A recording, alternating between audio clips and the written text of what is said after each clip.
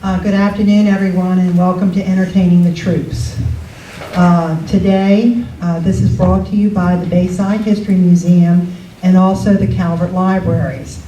So I would like to ask the Board of Directors for the Bayside History Museum to stand up, please, and be recognized. I know that Gloria Lyons is here, Diane Harrison, Hillary Daly, Susan Howes. Anyone else? Okay, our Calvert Library twin teachers. Calvert Library, Joni, yeah. It's a real privilege today to introduce Vincent Turner to Calvert County in this capacity. He and his family are already residents of Calvert County. They live in Owens. And last summer, this young man to my left walked into the Bayside History Museum and said that he would like to volunteer to work for us.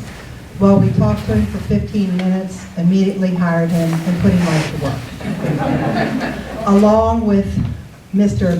Vincent Turner, the distinction being Mrs. Vincent, and the father is referred to as Vince, came the whole wonderful family.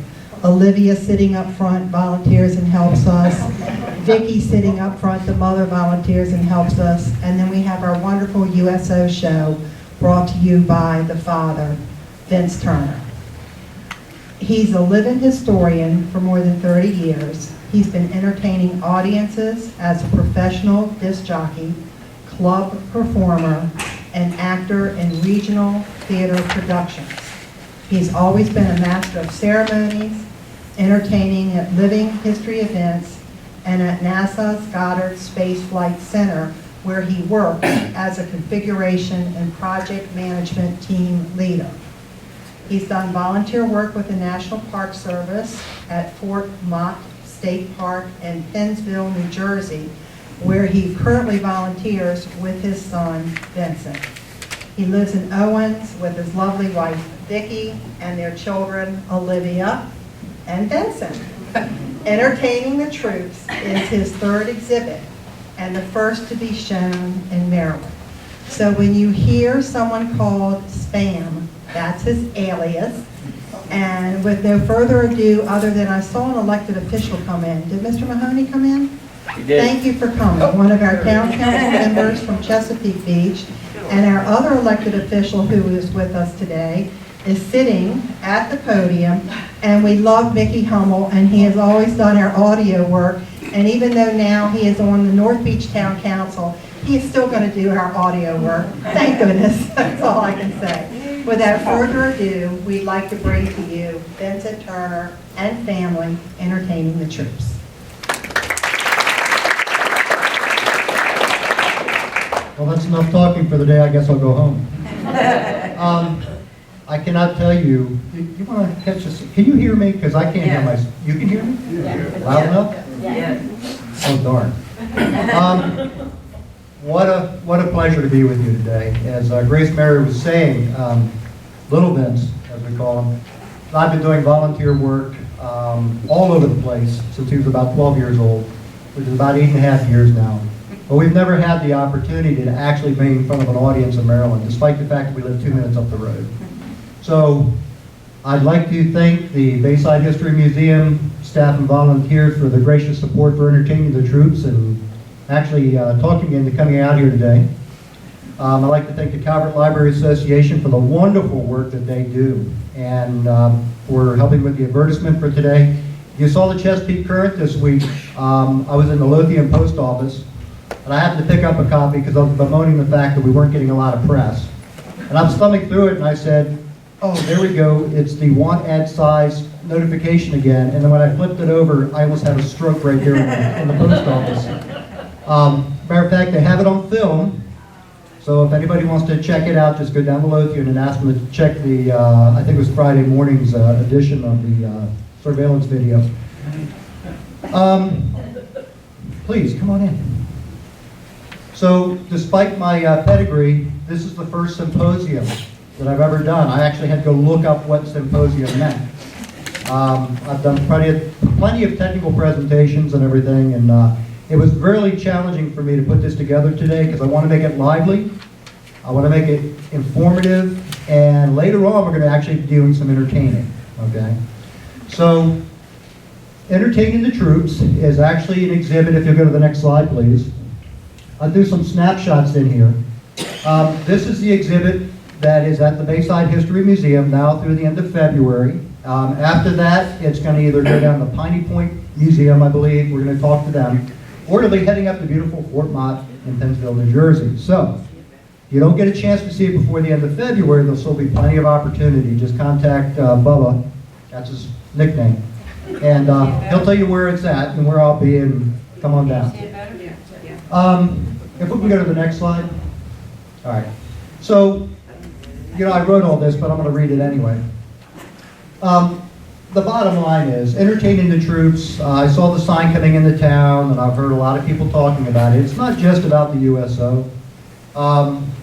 The exhibits that I put together that deal with troops in the military of World War II are things that you don't get to see everywhere else. Case in point. I was talking to my brother when we were actually building the exhibit in my garage back in October. And he goes, so are you still doing that volunteer stuff you do? I said, yeah. And he goes, well, what are you working on? I said, I'm working on a new World War II exhibit. And he goes, well, how many weapons do you have? And I said, one. And he goes, well, how do you build an exhibit around one weapon?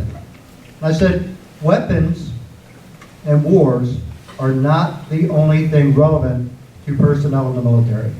And that's what entertaining the troops is all about, okay? It's about the other side of the war. It's about the morale and the welfare for the troops.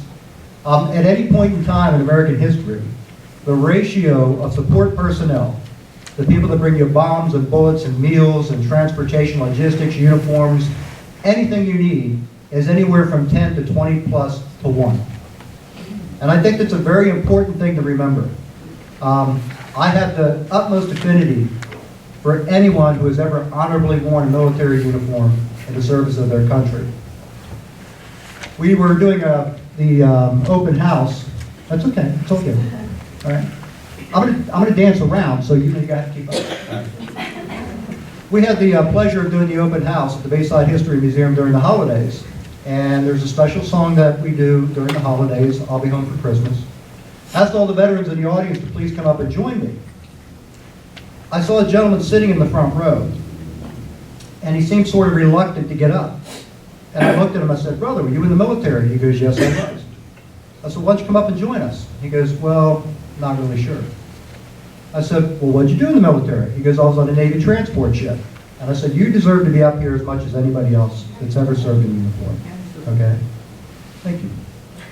So, once again, this is what entertaining the troops is all about. It's all the nameless, faceless, mostly forgotten people who provided morale, welfare, entertainment, recreational support to men and women in uniform during World War II.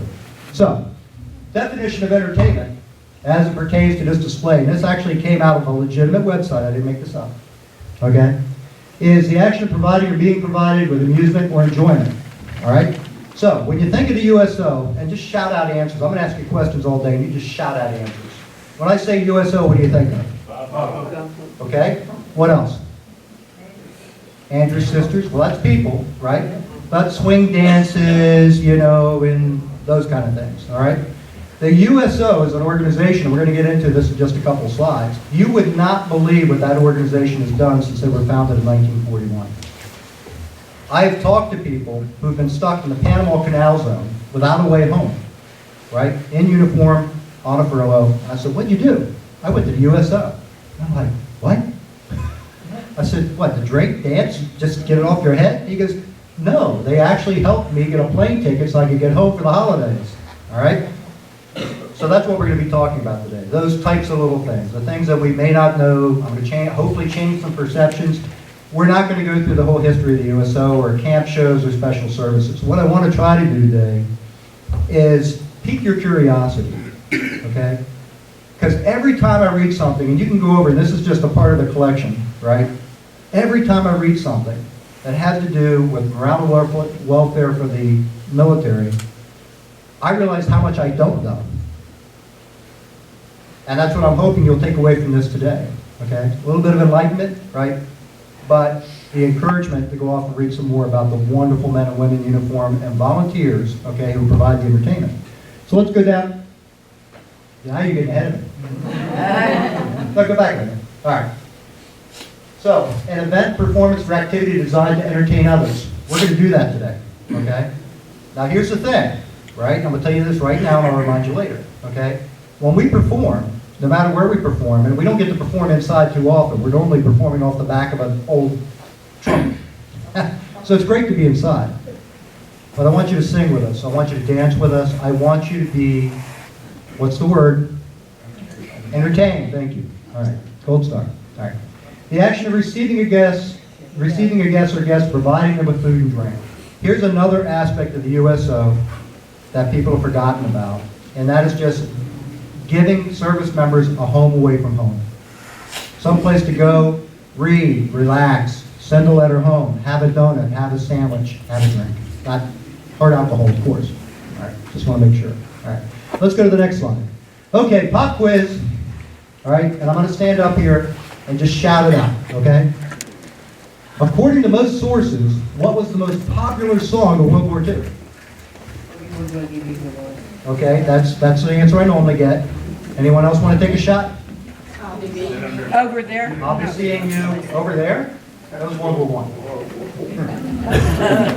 You're going too far back. We're going to cover that in the next symposium. Okay. I'm sorry? Don't sit under the apple tree. Okay. There's a reason this slide's called Nostalgia versus History. Entertaining the troops, a display of what we do, is about the history. Nostalgia carries forward those memories which are most pleasurable to most people, or which are conveyed forward by the popular media, whether it be movies or books or magazines. The most popular song of World War II, according to most sources, was Lily Marlene. Okay? And if you've never heard it, it's one of the few World War II songs that I don't like to play because it's like a funeral dirge. Okay? It's very slow.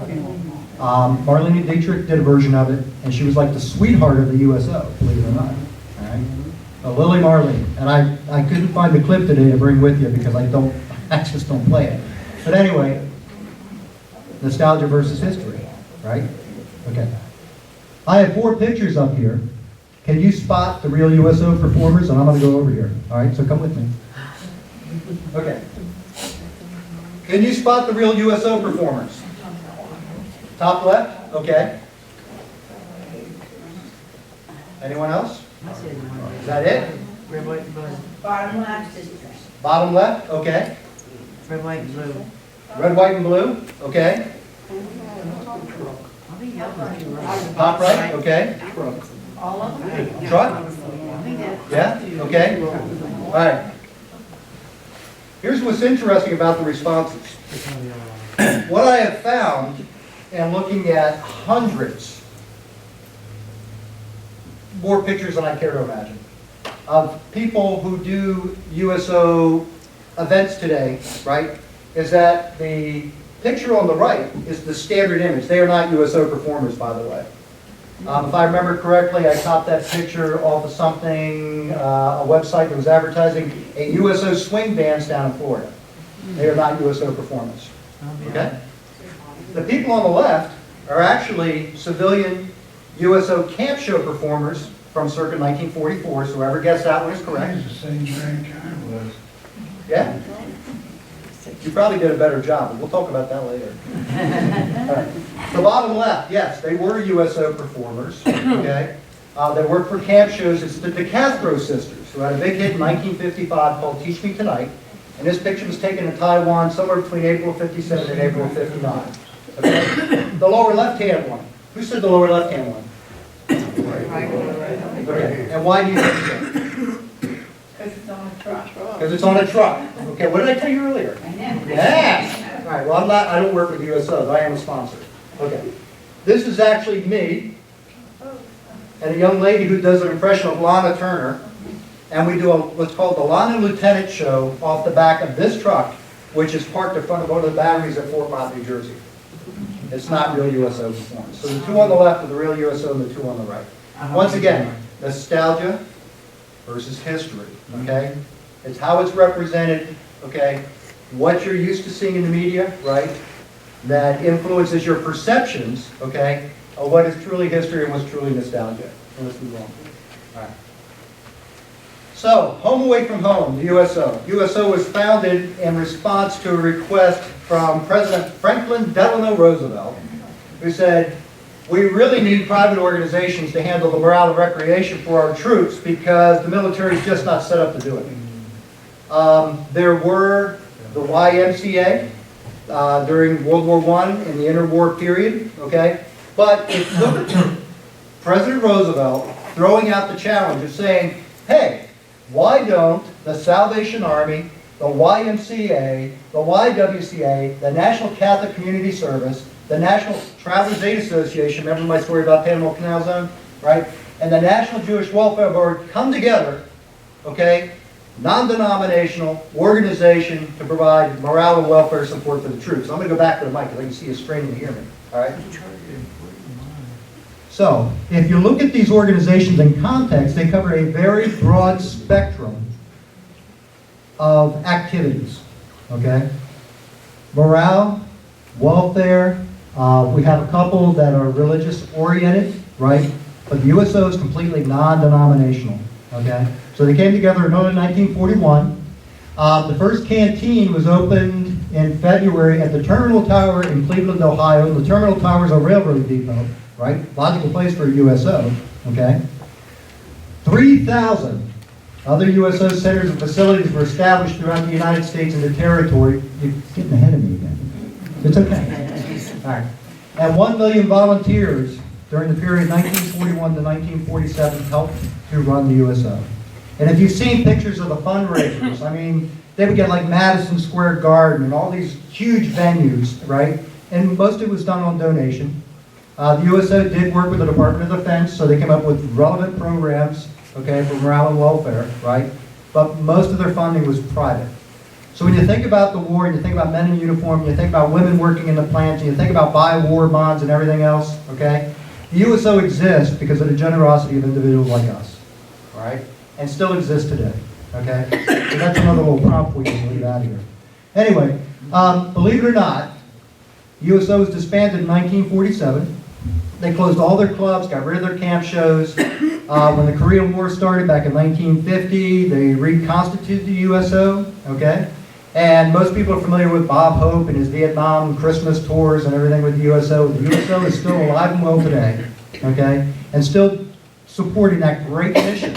I saw the sign on the way into town. That's why I'm going into this. It said the story of the USO, so I'm giving it to you right now. Still around today, still doing a wonderful job, okay, and supporting our service members. So, let's take a moment and give a hand to the USO. Okay, let's go to the next slide. Why did I throw up 4 postcards? Well, let me put it to you this way.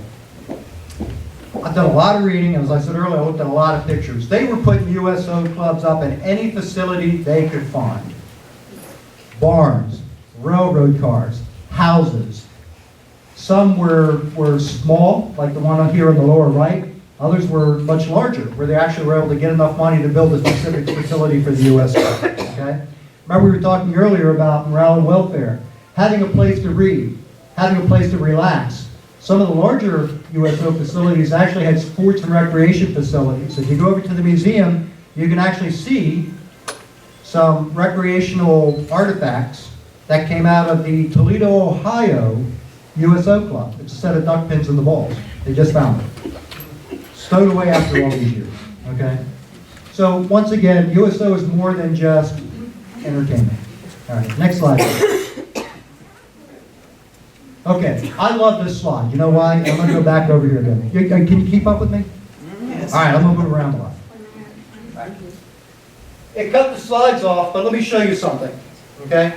When most people think of the USO, and they think about the movies and the magazine articles and everything written about it, the impression they have is this beautiful young lady on the lower left-hand side, playing the piano, entertaining the troops who are singing along. Okay? She's a junior hostess.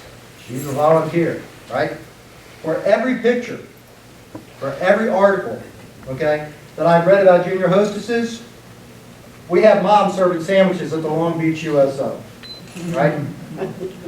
My point here is that nostalgia tells us that most of the ladies who worked in the USO were junior hostesses, young women, okay? The bottom line is, in every community across the United States that had a USO club, had a USO facility, whoever was available went and volunteered, okay? Coordinator, you know this, you were there, right? Matter of fact, that was so sorry. Well, she's still beautiful. I can't help that. All right, let's go to the next slide, please. Okay. Another popular misconception. Remember we were talking earlier about when we talked about USO, we said Bob Hope and swing dances and the whole bit? Well, I'm going to tell you what. If you look at some of the facilities, pictures of some of the facilities, like this one here, which is in a former Elks Club in Fresno, California, right?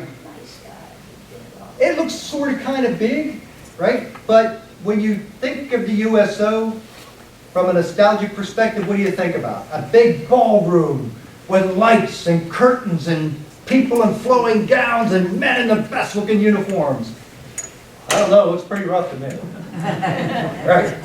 No disrespect intended, okay? But then again, another USO facility, USO Canteen, the Empire State Building in New York, didn't have a date on the picture, right? But it is a USO, okay? So this is both sides, right? And once again, just emphasizing the fact that the USO is a lot more dynamic and broad in scope than what we remember it to be. Next slide. Early efforts to provide entertainment. So we're moving from USO into some other areas, okay? The Army said, hey, matter of fact, mobilization started in 1940, National Guard called out, we're starting to build up for World War II. Didn't think we'd get into it yet, but just in case, right? So they're building camps and bases and everything and transporting millions of men and women across the country everywhere. What are they going to do in their time off? I read an article the other day when I was pulling some of this together, and I wouldn't even put it in print, but I will tell you this. You know what the city of Chicago's main concern was about all the bases that were being built up around the city? One word, begins with a P. Oh, somebody said it. There you go. So you got to give these guys something to do when they're not busy, right? Who's ever been in the military? Come on, am I the only guy in the room who's ever been in the military? What, 4, 5, 6 people? Okay. If you've ever been in the military, there's two things you know, right? There's a lot to do, but there's a lot of downtime, right? And when you're out marching all week and you're training and everything else, and you've got that time on the weekend, you want to blow off some steam, you don't want to go messing with the P word again. Thank you. That was a nice way of saying it. Right. But you don't want to go messing with the ladies. Yeah, at least not in that context. Right. But there weren't many facilities around. Okay? So, what the Army asked and the Navy asked private sector to do was, hey, let's build the USO, let's provide morale support, right? But we also want to entertain these guys, okay? Reading a magazine, reading a book, having a place to write your letters is a great thing, but let's entertain these guys, all right? So, the Citizen Committee for the Army and Navy responded and in 1941 sent out 7 traveling show buses. Now, if you've ever been on an old bus, it ain't a treat. No air conditioning, okay? You were lucky it was going to get from one city to the next, right? And basically, these show troops were sent out to entertain troops east of the Rockies, okay? So, in Hollywood, ooh, hey, Mecca, right? They came together, the Screen Actors Guild, a number of agents, producers, people had connections in the entertainment business, okay? And they put on several large shows, we're going to talk about this a little bit later, right? Out in California. Because ports of embarkation were Boston, New York, and Los Angeles, okay? So that's where you had very large concentrations of troops. You had to do something to keep them busy, right? Other than training, okay? However, still the demand for entertainment continued to increase. So we go to the next slide. What was the response? Camp Shows, Inc., the official entertainer of the USO. When you think of Bob Hope, okay, you're not really thinking about the USO. You're thinking about Camp Shows, Inc., right? That was the entertainment arm for the USO. This is the organization that was brought together with volunteers and people from Hollywood and motion picture industry and radio. Didn't have TV back then, at least not commercial TV as we know it. All right. Somebody asked me that. What about TV stars? They didn't play? No, we didn't have them back then. All right. So Camp Shows Inc. was formed later in 1941, right after the foundation of the USO. They were designated as the official entertainer of men and women in uniform. And the USO's tradition of bringing, I like this line, the USO's tradition of bringing entertainment to service members around the world was born. Okay? Camp Roberts, California. Remember how we just talked about California being like a large concentration of troops? They had the honor of hosting the first camp show at a theater called the Soldiers Bowl. 20,000 guys, okay? And the headliners were Stan Laurel and Oliver Hardy and Red Skelton. And that's before he went in the military. He actually signed in 1944, okay? Just before he was in uniform. So, the biggest entertainment booking agency in the world. That's incredible when you think about what was going on in Hollywood radio at the time, right? Camp Shows Inc. was by 1942 the biggest talent booking agency in the world, and here's why. Okay? We talked earlier, Bob Hope, Francis Langford, a bunch of people we know, but in its first 6 months of operation, it employed 24 traveling units. And if you've ever done regional theater, okay, it's not the people on the stage that are the bulk of the support, right? It's the people that build the sets and do the electric and set the shows up and get the buses where they need to be when the buses need to be there, and they load it and they unpack it, they set it up, and you actually come dancing out and do your thing, right? And you go back to your trailer or your room or whatever, and then they got to take it all down again and put it back up and then take it somewhere else, right? So we're talking about a traveling unit. We're not just talking about the entertainers. We're talking about everything that goes with it, okay? Average performers, well, no, let me get to the numbers. Anybody want to hear the numbers? 3,791 performances to over 2 million service members in their first 6 months. Incredible. You don't even think about it. You see pictures of Bob Hope, he's got a bunch of guys in front of him, right? You're like, there's about a couple thousand guys there. What's the like, right? Over 2 million. And wait till we get to the numbers at the end of it. Oh my God. All right. Average performers were paid $100 a week. And I can back this up because I actually have it at home. Didn't bring them with me today. Some contracts. Oh my gosh, you had to sign your life away. You couldn't say this, you couldn't do that. You couldn't call troops boys. They were men. It's in the contract. All right? Top stars, Bob Hope, Francis Langford, all of those people, they were paid $10 a day because they had money to back them up. The people who actually went out there, the camp show performers, the majority of them were novice entertainers. Okay? By 1945, artists had given them, and here's where I run into problems. Every source I read, the numbers are different. So let's just say somewhere between 273,000 to 428,000 separate performances. That'd be like me doing this every day for the rest of my life and then some. To a total of 171 million to almost 213 million troops. And I can tell you this, I have run into people, despite those numbers, who never saw a camp show. Believe it or not, okay? Just because of how distant everything was and how hard it was to get units to where they were. Read a story the other day about a young lady, don't recall her name offhand, but she was a camp show performer. And she's driving up to the show, and she's late and everything else, and she sees this guy, and he's on detail, he's on post.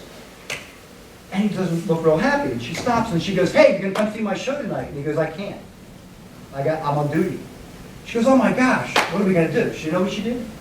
After her show, she actually drove back out to where this guy was, and they did an impromptu performance right there. That's how dedicated these people were. Okay? By 1946, over 5,424 entertainers had traveled to overseas. 28 of them lost their lives. Okay? So, the ultimate sacrifice, supreme sacrifice, what it is. Once again, this was the entertainment arm. Okay? Let's go to the next slide. I don't know why it's cutting off on the bottom. All right. 7,000 performers. 7,000 performers. Stage, screen, radio, known, unknown. Okay? Units sent overseas to 42 different countries. Variety shows, vaudeville shows, classical music shows. Each troupe had a certain specialty. And that's how people were assigned to that particular performing unit. Hey, what's your background? I play the accordion. What kind of music do you play? I play polka music. All right, we're going to put you in a variety show. Okay? All-girl units. We have a book over here that I'm going to read here in a couple weeks when I get around to it. About all-girl bands of the period. Right? Anybody ever see Some Like It Hot? Right? Jack Lemmon, Tony Curtis, right? Okay. Marilyn Monroe and the all-girl band. Right. there were more of them during World War II than you can even possibly imagine. Why? Because there were no guys around. Right, okay. So, we were talking earlier, performers entertained as many as 15,000, though the Soldiers Bowl held 20. So I think this number's a little off, right? Down to 20 people in Jeeps. They did hospital visits, what have you. Let's go to the next slide here, okay? All right. Everybody knows what Bob Hope looks like? All right, that's why I didn't put his picture up here. Okay. The June Toppers aboard the USS Aurelia. Anybody recognize them? Huh? Somebody recognize them? That's the first time. No one's ever recognized them, but they were a USO camp show unit, okay? Barbara O'Connell, if you go over to the exhibit in the museum, I actually have a nice little display set up. I was fortunate enough to communicate with her estate, who gave me some things to put into the display. She's the accordion player out here on the deck of this boat with the rest of her troops, you know, her show troop, entertainment troops. The Blossom Sisters were a vaudeville act who, by the end of the war, had actually completed 5 overseas tours, okay, and over 2,000 shows. Right? Next slide. Because I got to pick it up here, they're going to throw me out soon. All right. The circuits. There were 4 circuits basically. The Victory Circuit was the top celebrities. There were facilities, larger audiences. The Blue Tour was vaudeville performance. Anybody familiar with vaudeville? Okay. It ain't all that. As a matter of fact, I use a lot of vaudeville jokes in my shows sometimes, and people just look at me like, what the heck are you talking about? So, vaudeville acts, they did stateside tours. The Foxhole Tour. This is the one that everybody sees when they're looking at pictures of overseas. These are the people who went to New Guinea, who went to the Philippines, who went into Europe, who you see slogging around, gorgeous women, right, in combat boots and no makeup, okay? That's the Foxhole Tour. The Hospital Tour was inaugurated in '44 and actually took celebrities around to different general hospitals which the Army and Navy established in the United States during the latter parts of the war, okay? All right, Army Special Services. All right. Most people don't even know that this organization existed. However, okay? This was the morale and welfare arm of the United States Army. They were formed under the Office of the Adjutant General in 1940, hence my city.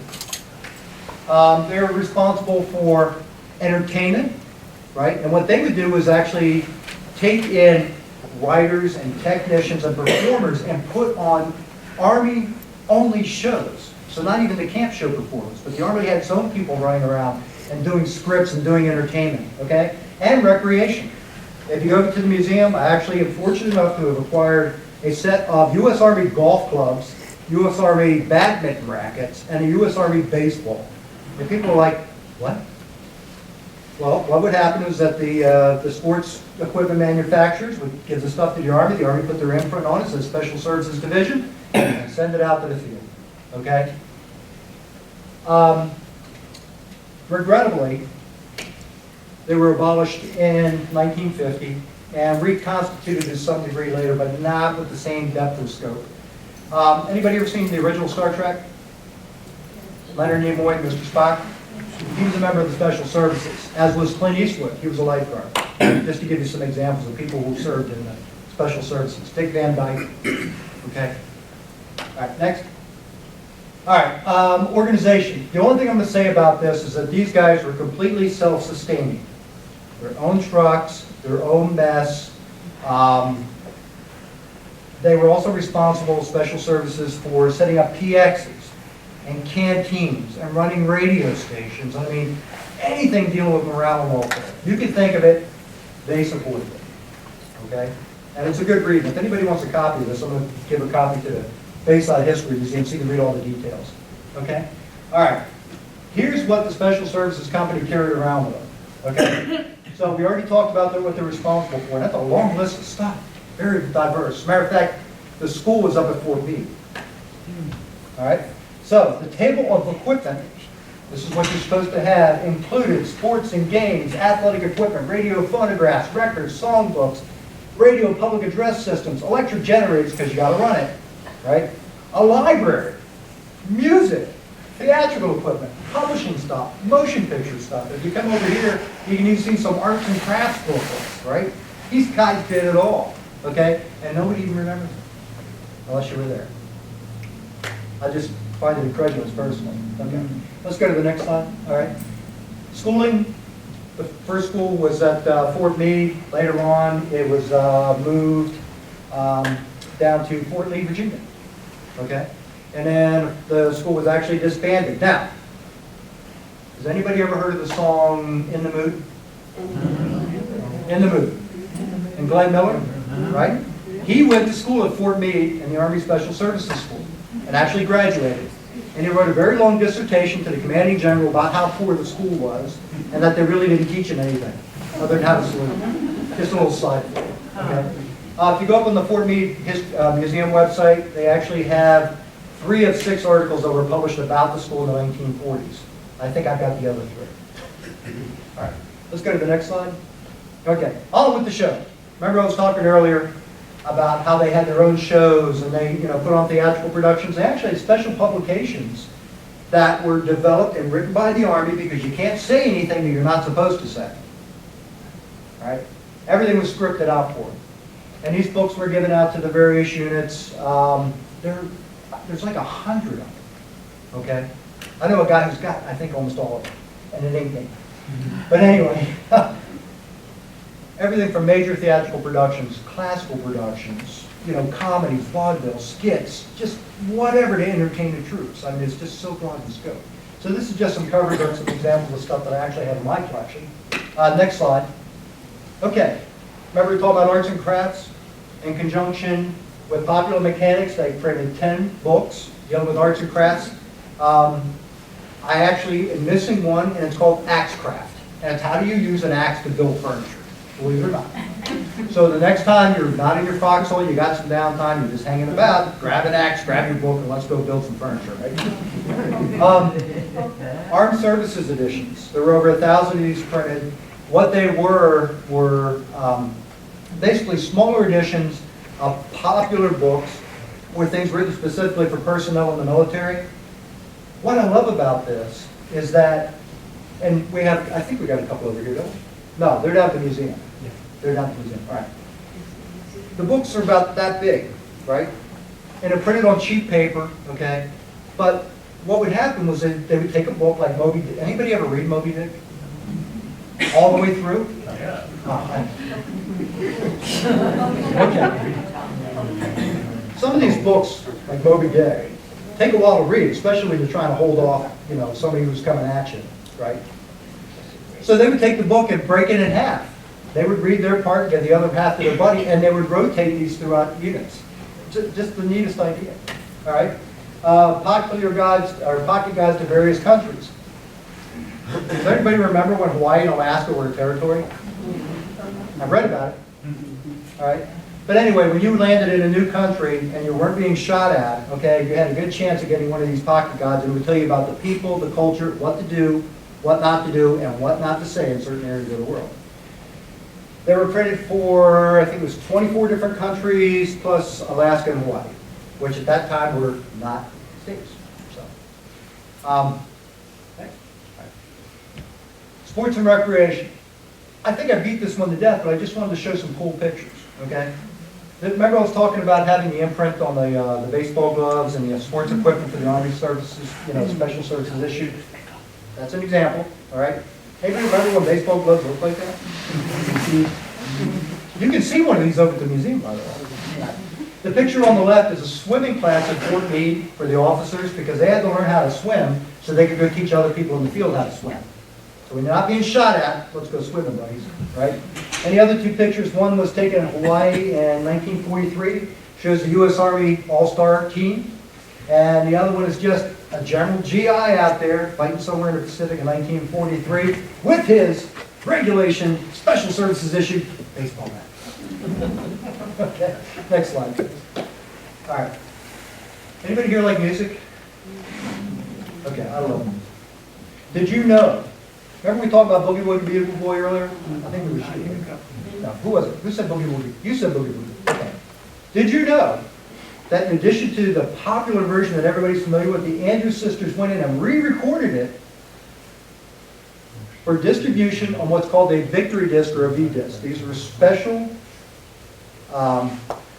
edition 78, okay, that were issued specifically for use by the military and the Special Services Divisions. If you go to the museum, you can actually see a Special Services Division issued photograph player.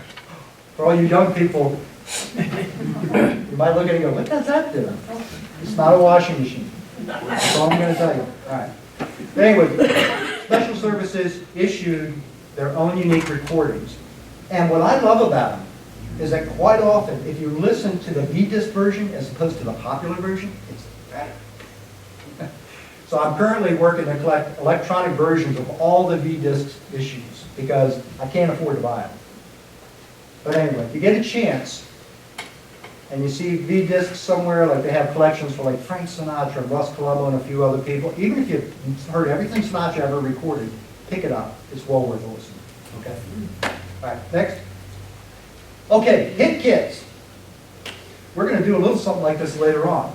But Special Services also said, well, when you're not being shot at, why don't you guys get together with a hit kit and here's some music and it's got lyrics and one of your buddies plays a guitar or plays a piano or whatever you can do. And I have pictures of guys who actually put together instruments with junk playing, you know, like on D-Day plus 60 somewhere in France, you know, with bowler hats on. It's a wild picture. I think it's over here today. But anyway, the Army said, everybody should sing because it's a great morale builder. So what did they do? They issued two versions of the hit kit. One's a small pocket-sized version, and when you got your mail, you got a version of the hit kit. Because that way, everybody got a piece, something at mail call. Even if nobody at home was writing to you, you got a hit kit. Oh boy. The other hit kits, the larger editions, actually have the sheet music. So they have the scores inside. So you have guys musically inclined, you can play the music and you can sing along with them and scare the Germans away and we can win the war over. The music, let's see, the text-only version, okay, which is a smaller one, 71,000 copies were distributed, 2.4 million copies of the text-only version, and then 71,000 copies of the piano vocal scores between 1943 and 1944. That's a lot of paper, right? That's a lot of music. And look at the look on these guys' faces. I mean, these are Joes right here, right? Look at them. They're just having a wonderful time. Right? And that was the goal. Okay? Entertain the troops, make them smile. Next slide, please. Okay, canteens. The only thing I'm going to say about here is this. Most people, when they think about a canteen, they think about a railroad station like North Platte, right? And donut dollies coming out when the train comes through and say, hey, you want some gum, you want, newspaper, you want a donut. That concept was actually built upon, and the two most popular images of it in Bob and the Andrews sisters to come out of World War II are the Hollywood Canteen and the Stage Door Canteen. Why is that? Because they actually had their own movies made about them, okay? But if you saw pictures of the actual places, they are packed in there like sardines. My God. So anyway, let's talk about the Stage Door Canteen up in New York, which is the original, right? 3,000 servicemen a night, okay? Now, if you've ever been in a nightclub, okay, that's a lot of guys in one place, right? On an average night, they served 2,000 sandwiches, 3,000 slices of cake or donuts, 1,000 half pints of milk, 80 gallons of fruit juice and cider, 25 pounds of candy, 6 crates of fruit, and 5,000 cigarettes, because back then, 4 out of 5 doctors recommended you smoke Camels. The Hollywood Canteen out in Hollywood. Okay, this is where the stars out there, John Garfield, Lana Turner, a bunch of other people, Betty Davis, said, hey, this is going over great in New York, let's get our Hollywood people together, we're going to open the Hollywood Canteen. And their motto was, through these portals, past the most beautiful uniforms in the world. So that means every dog face got his day, right? Canteens were later opened in a lot of other major metropolitan areas, Boston, Washington, D.C., Philadelphia, Cleveland, San Francisco, New York. Okay? When you see a lot of pictures from World War II that are used in the popular media, the pictures were of these canteens. Because they're, once again, nostalgia versus history, nostalgia carrying that image forward. The history truly is that almost every community in this country had a canteen or some facility for the service members. Okay, moving on. All right, I just threw this up here because I thought it was a really cool picture, okay? The Stage Door Canteen was actually in a basement. Believe it or not, despite what the movie says, The Hollywood Canteen, I've actually seen the storefront. They tore it down, I believe, a few years ago and put up a parking lot. Figure that one, right? But I threw in the posters because, once again, nostalgia versus history. You may be familiar with the images of the posters for the Hollywood Canteen and Stage Door Canteen movie, right? And the other thing I did was I threw in a picture of Mickey Rooney, and I picked this one about all the other pictures I have of anybody performing in either canteen. Do you know why? One, he was a heck of a drummer, okay? Two, he was a sniper in the military. Matter of fact, read a story, I've verified this, right? He was performing some impromptu show somewhere. He said, hey, I'll be back before the second act. And he actually went off and capped a couple Germans. So, hell of a guy. You know, when the only thing we give him credit for is his acting ability, right? Guy can shoot and play the drums. Go figure. Okay, next slide, please. Fini! What does that mean?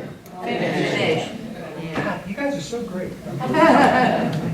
Dan, I like this guy. Okay. We got a little bit more for you. Does anybody have anywhere to be today other than me? Okay, you do. Okay, all right. I'm running a little bit late on this part of the presentation, but you guys stayed awake and I was just so jazzed by it that I couldn't help but just pulling some more to it. Okay? I'm not a subject matter expert. Remember what I told you earlier, the more I read, the less I think I know. Okay? But if you have any questions, you're more than welcome to ask, and if I can't answer you, don't walk away saying, God, this guy just spoke for 45 minutes and doesn't know what the heck he's talking about. And if I don't know, if you email me, right, which good luck getting me to respond, but I'll go research it for you. Actually, you get a hold of Bubba, he's my agent. That's because you can reach out and touch, you can go visit Bubba any day the museum's open. I'm sorry, did anybody have any questions? Yes? this isn't a question, but it's a comment. Sure. I didn't realize the USO started before Pearl Harbor. Yes. That's interesting. Direct response to the mobilization, because the military in between the wars was a little bit over 100,000. Matter of fact, it was the 17th largest military in the world at one time in the 1930s. So all of a sudden, you're bringing millions of guys. Doug's looking at me funny. Are those numbers right? Okay. These are my critics today.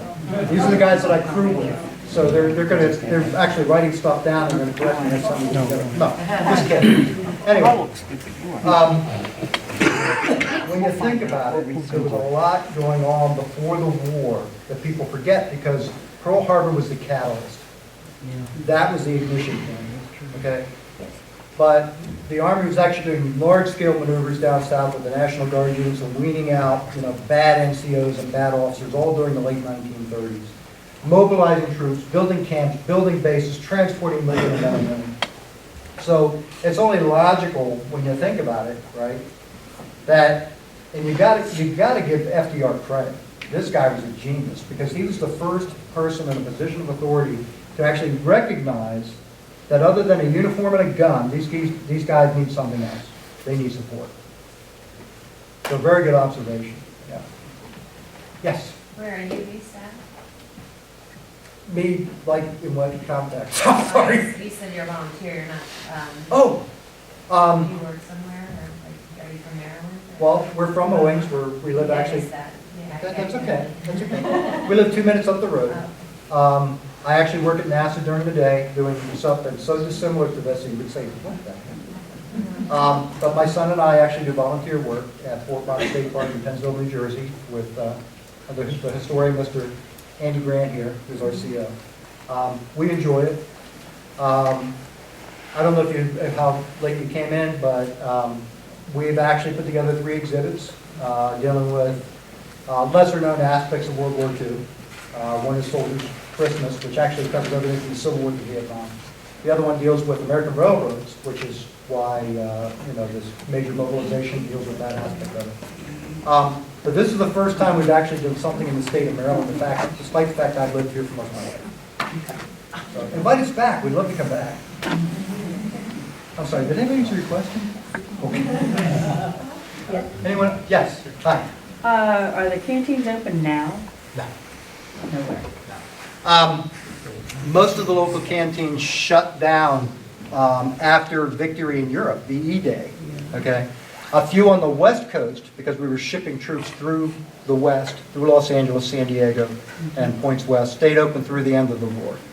But as we identified earlier, because they were all volunteer and they were all, locally based, the support base wasn't there anymore, the need wasn't there anymore. So they basically shut down and people forgot about them, except for like North Platte, which is, there's actually been a couple books and some great magazine articles written about it.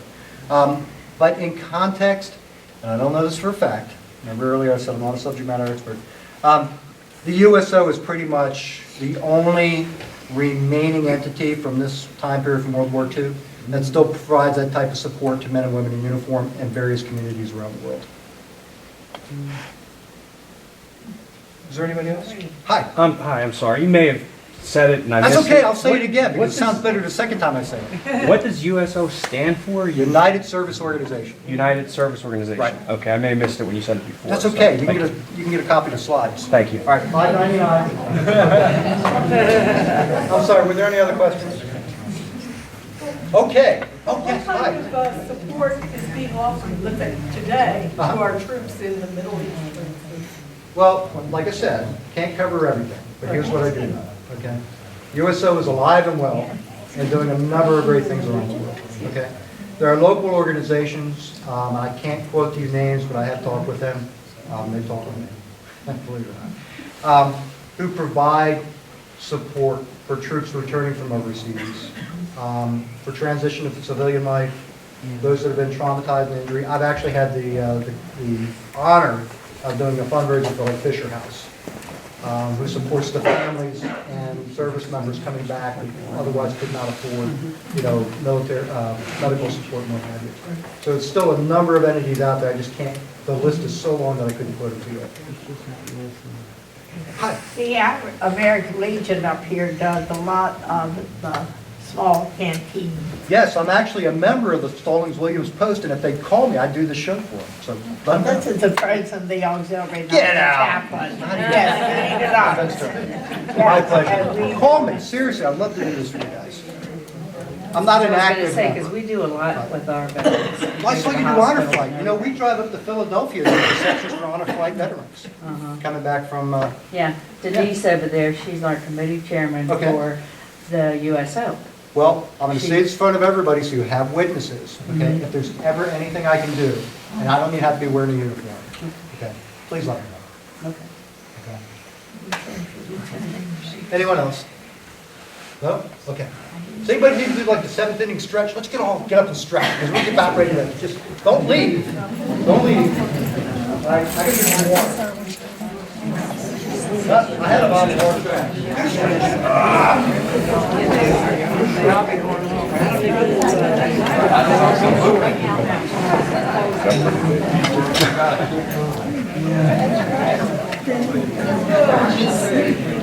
Most people only like to talk about what it's doing.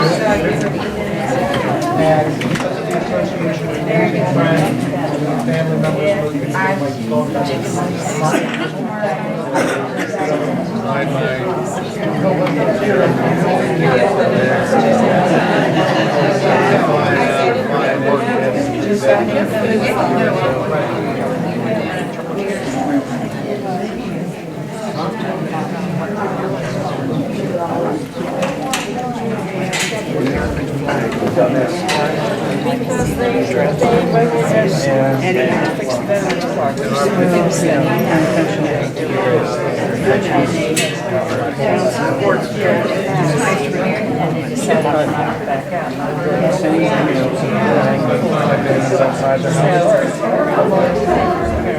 Okay. Everybody still here? Okay.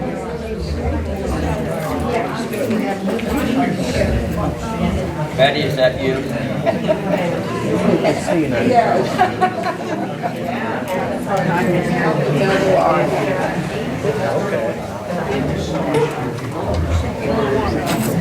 Wow. I'm red because she just came up and gave me the nicest compliment I've gotten in quite a while. Okay. This is the second half of the symposium. Like I said, we're running late, so you got to be somewhere. I got it. But gosh, what a wonderful audience. Anyway, no presentation about entertaining the troops would be complete without what? Entertainment. Who said singing? Are you coming up? Anyway, we put together an abbreviated version of our show. We actually do this stuff, believe it or not. And what I want to tell you is this, okay? We tried to clear out some space up front. If you want to sing... I told you you should. You didn't let me finish. I only got the first word out. If you want to sing along, we actually took an old USO Club tradition, and we're going to put the words up here on the screen for you if you want to sing along. All right? Dance, clap your hands, stomp your feet, smile. You can get up here, because I'm going to call you up sooner or later anyway. All right? But here's where you get the opportunity to have a little bit of an experience. Okay, now I'm not that old. I wasn't around in World War II, believe it or not. All right. Well, this is a little bit about it might have been like. Okay, I'm not a Hollywood star, right? Got a little bit of talent, volunteer a lot of time. Okay, but I'm here to entertain you. All right, and I hope you'll be as entertained by me entertaining you as I'll be entertained by entertaining you myself. Does that all make sense? All right. Remember I was telling you how bad the old jokes are? All right, well, that's one of them. All right, take that one out of the script. Okay, are we ready?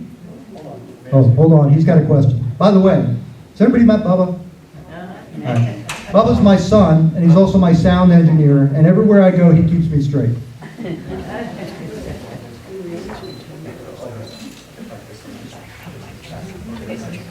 Okay, now we're talking about sides.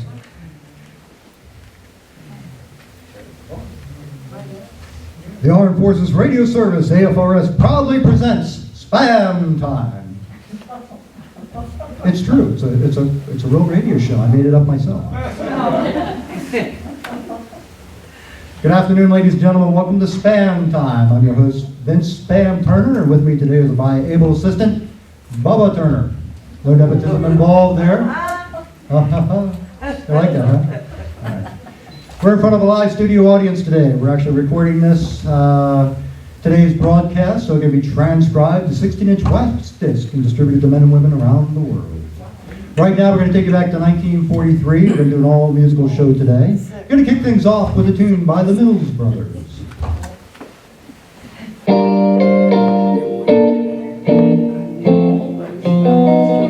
I'm gonna buy a paper doll that I can call my own, a doll that other fellows cannot steal. And then the flirty, flirty guys with the flirty, flirty eyes will have to flirt with dollies that are real. When I come home at night, she will be waiting. She'll be the truest doll in all this world. I'd rather have a paper doll to call my own than have a fickle-minded real-life girl.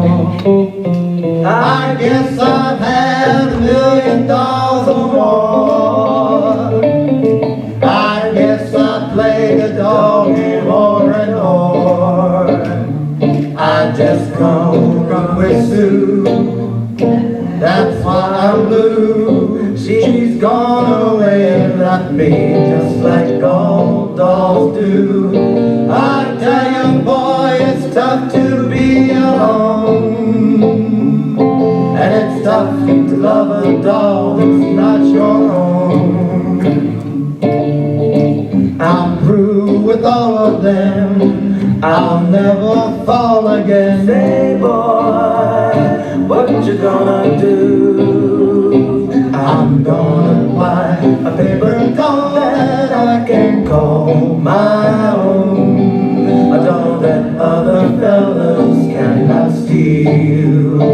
And then those flirty, flirty guys with their flirty, flirty eyes will have to flirt with dollies that are real. When I come home at night, she will be waiting.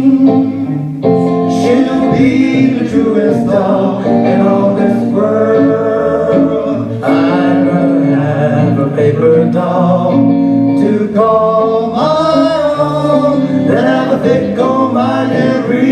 real-life girl.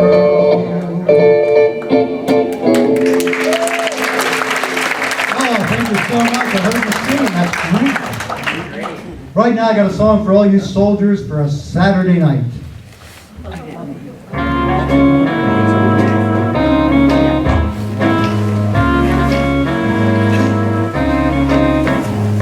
Gee, it's great after being out late, walking my baby back home. Arm in arm over meadow and farm, walking my baby back home. We go along harmonizing a song, or I'm reciting a poem. I'll go by and they give me the eye, walking my baby back home. We stop for a while, she gives me a smile and snuggle her head to my chest. We started to pet, and that's when I get her powder all over my vest. After I kind of straighten my tie, she has to borrow my comb. Kiss and then we continue again, walking my baby back home.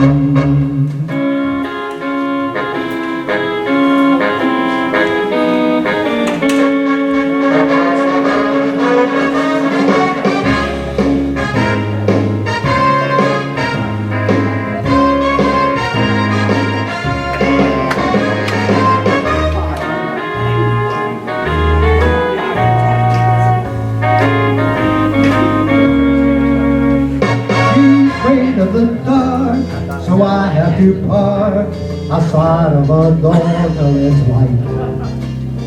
She says if I try to kiss her, she'll cry. I dry her tears all through the night, hand in hand to a barbecue stand, right from her door where we roam. Eats and then we continue again, walking my baby, talking my baby, loving my baby. I don't mean maybe, walking my baby. Everybody, back home.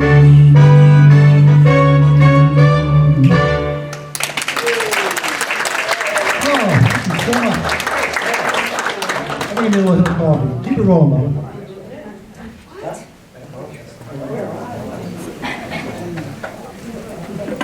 This is normally where we tell a joke in between songs, but the last time we did one, nobody got it, so we took it out of the street. Just remember,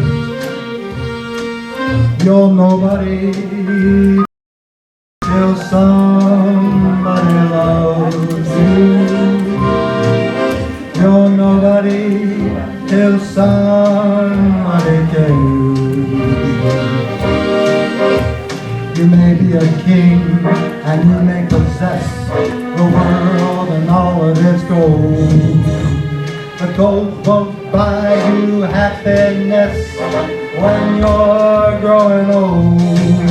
The world's still the same, you'll never change it. As sure as the stars shine above,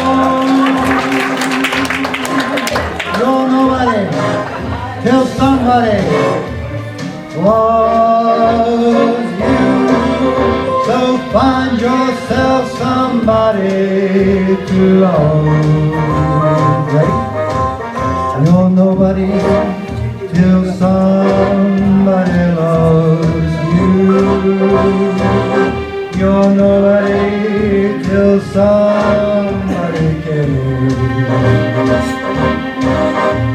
You may be a king and you may possess the world and all of its gold. The gold won't buy you happiness when you're growing old. The world's still the same, you'll never change it. As sure as the stars shine above. You're nobody till somebody loves you. So find yourself somebody to love.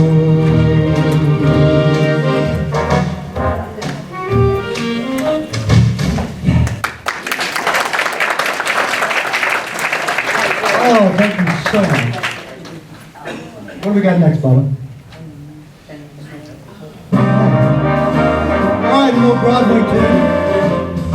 Done by Big Broadway. It was never really on Broadway.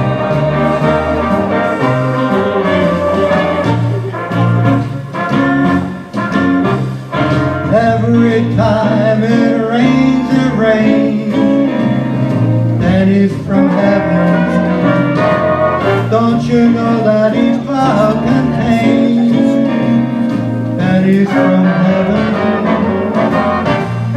You'll find your fortune falling all over town. Make sure your umbrella is upside down. Trade them for a package of sunshine and flowers.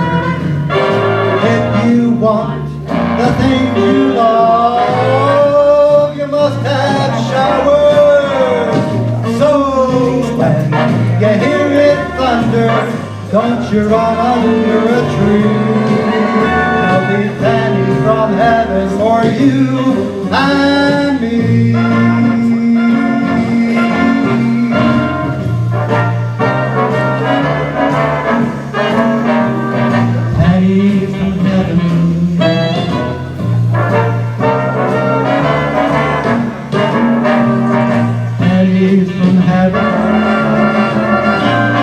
You'll find your fortune falling all over town.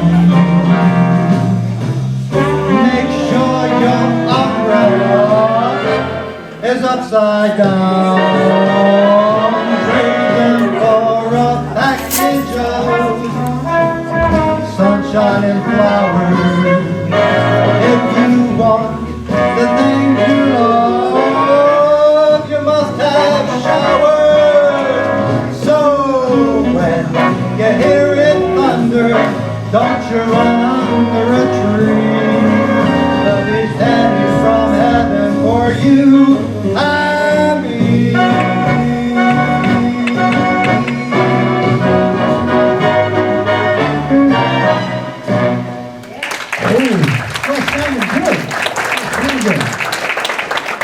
Is this that special segment? It is that special segment.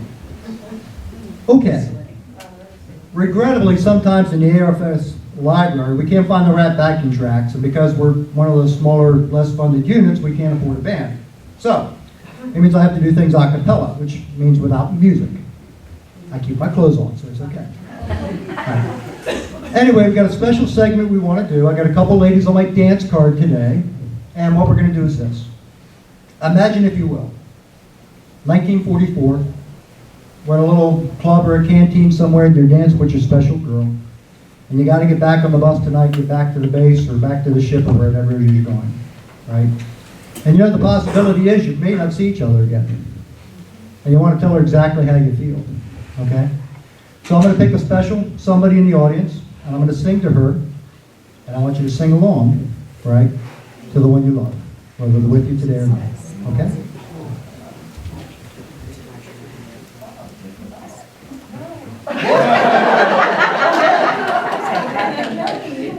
No, she's off my dance card. She said take her off my dance card. Sure. We're not going to fast dance. It's a slow dance.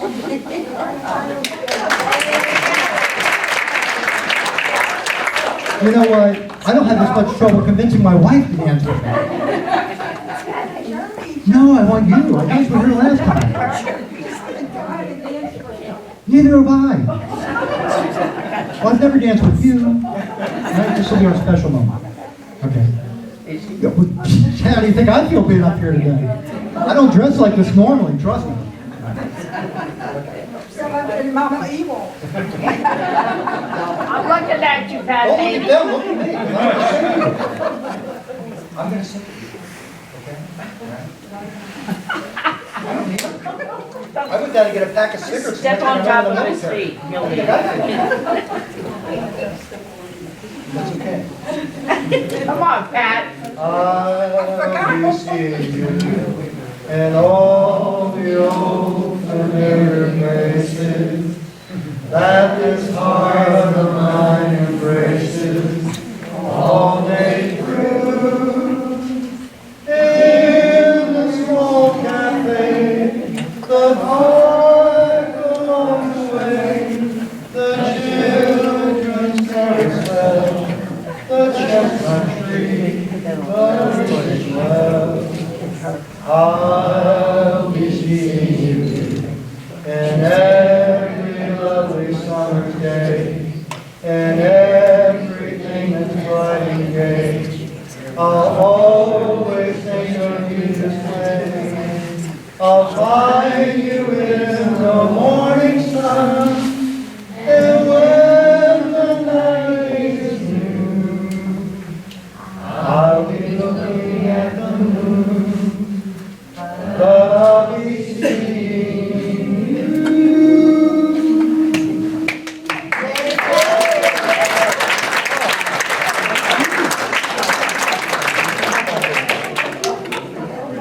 Where did she go? Wait a minute. I had somebody else on my dance card. And she left. Where'd she go? How could she walk out on me? She knew it was coming. Who told her? Huh? All right, can I get a volunteer? Don't everybody run up at one time now. Huh? No, Jody said I can't do this.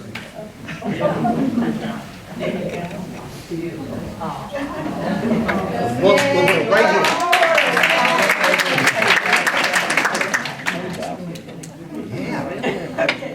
All right. I love this lady. I'm going to sing to you while we dance. Is that okay? Are you sure? Oh, yes. Okay. You haven't seen me before then, have you? But remember, the more you drink, the better I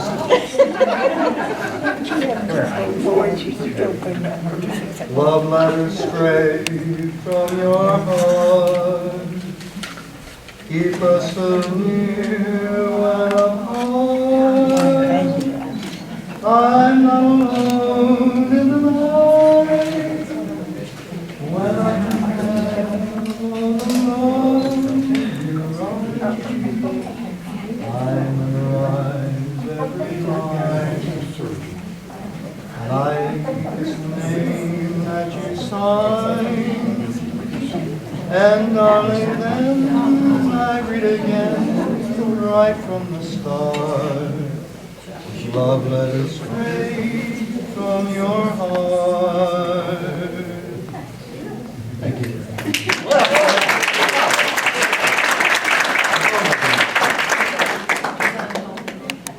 Yeah, but I'm not checking IDs today.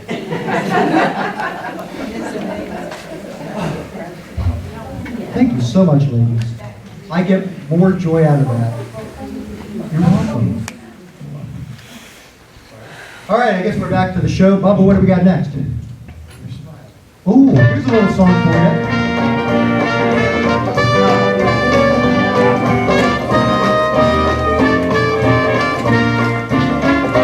When you're smiling, the whole world smiles at you. When you're laughing, yes, when you're laughing, the sun comes shining through. But when you're crying, you bring on the rain to stop your crying. Come on, get happy again. 'Cause when you're smiling, the whole world smiles at you.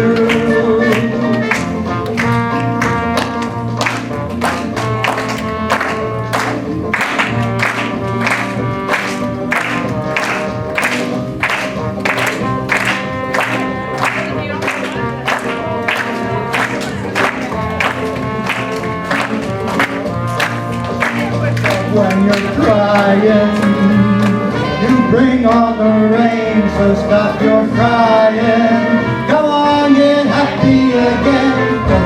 you're smiling, yes, when you're smiling, the whole world smiles at you. I hear ya. When you're smiling, when you're smiling, the whole world smiles at you. When you're laughing, yes, when you're laughing, the sun comes shining through. But when you're crying, you bring on the rain, so stop your crying. Come on, get happy again. 'Cause when you're smiling, just when you're smiling, the whole world smiles at you. Look at Bubba. Oh, thank you so much. We're getting ready to wind it down here. Wait a minute, hold on a second. Go back, go back. All right, I need some people to dance for this one. Do we have some slow dancers in the audience? Come on, guys, you brought your best girl with you. Now you're going to dance with her today? All right, we're going to do it anyway.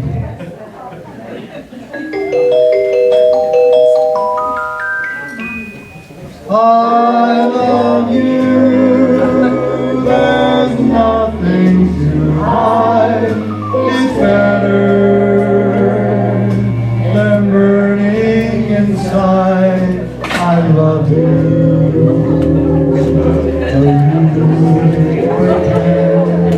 There, I said it again. I said it. What more can I say? Believe me, there's no other way. I love you. I will pretend. There, I said it again. I tried to drum up a phrase that will sum up all that I feel for you. But what good are phrases? The thought that amazes is you love me, and it's heavenly. Forgive me for wanting you so, but one thing I want you to know: I love you. I will pretend. There, I said it again.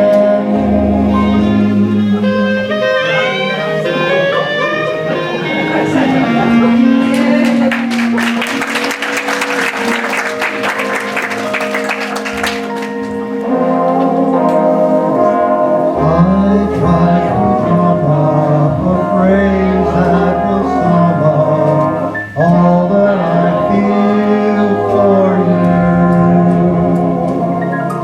But what good are phrases? The thought that amazes is you love me, and it's heavenly. Forgive me for wanting you so, but one thing I want you to know: I love you. I will pretend. There, I said it again.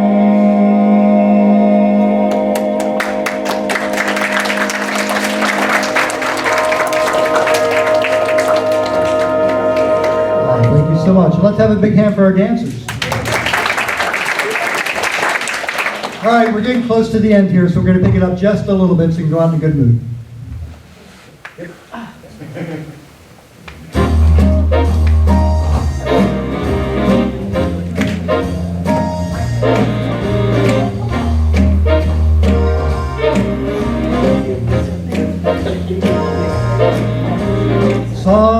Someday, when I'm awfully low and the world cold, I will feel a glow just thinking of you. Just the way you look tonight.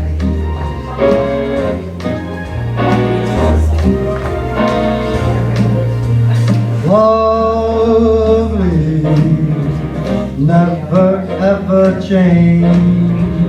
Keeps that breathless charm. Oh, won't you please arrange it? 'Cause I love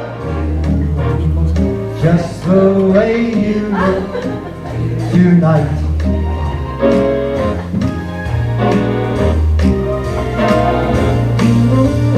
With each word your tenderness grows, tearing my fears apart,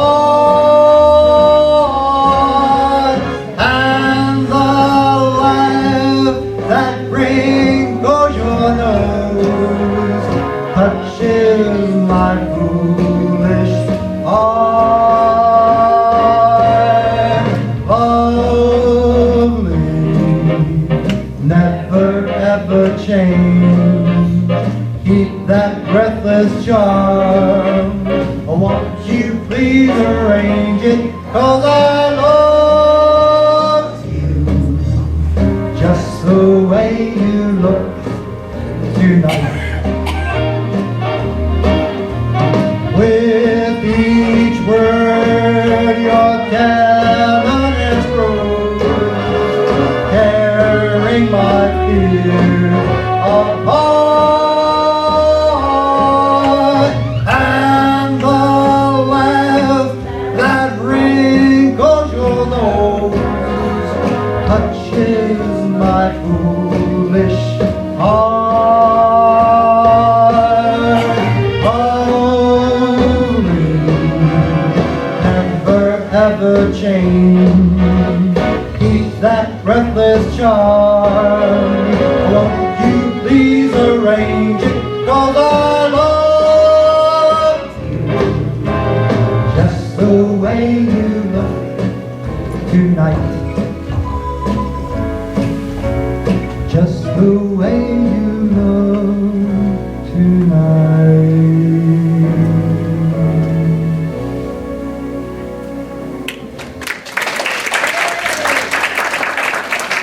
Thank you so much. Well, I can tell by the time of the hands on the clock and the wall that it's time to bid you all a fond adieu. And I can't tell you how wonderful it's been to be here with you. But before we all leave today, I want to share with you a special message, a little song we always do at the end of our set. So remember, no matter how bad things get, no matter what life throws in front of you, remember one thing. Okay? Smile though your heart is aching. Smile even though it's breaking. When there are clouds in the sky, you'll get by. If you smile through your tears and sorrow, smile and maybe tomorrow you'll see the sun come shining through. For you light up your face with gladness, hide every trace of sadness. Although a tear may be ever so near, that's the time when you must keep on trying. Smile, what's the use in crying? You'll see that life is still worthwhile if you just smile. Thank you so much. Take care, Calvert.